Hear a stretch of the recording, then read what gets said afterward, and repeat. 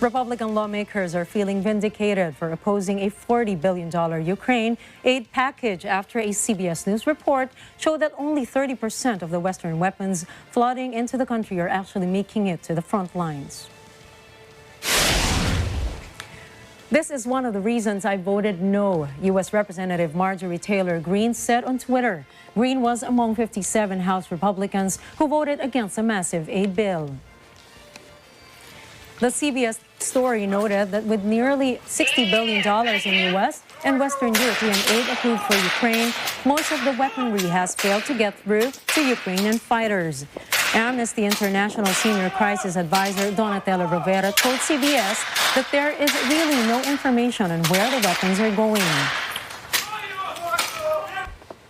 RT News quoted Representative Lauren Boebert's tweet as saying such scrutiny on the Ukraine aid package had been dismissed prior to the CBS report.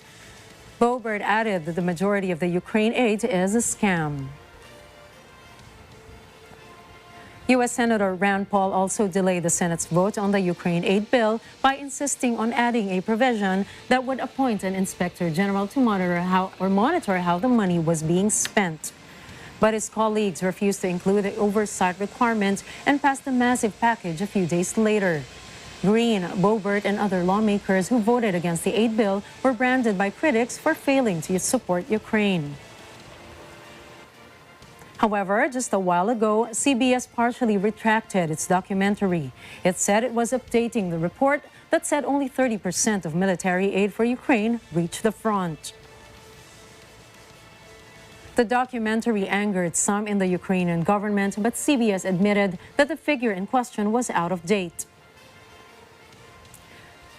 CBS also said it was adding new information to its controversial documentary and news report.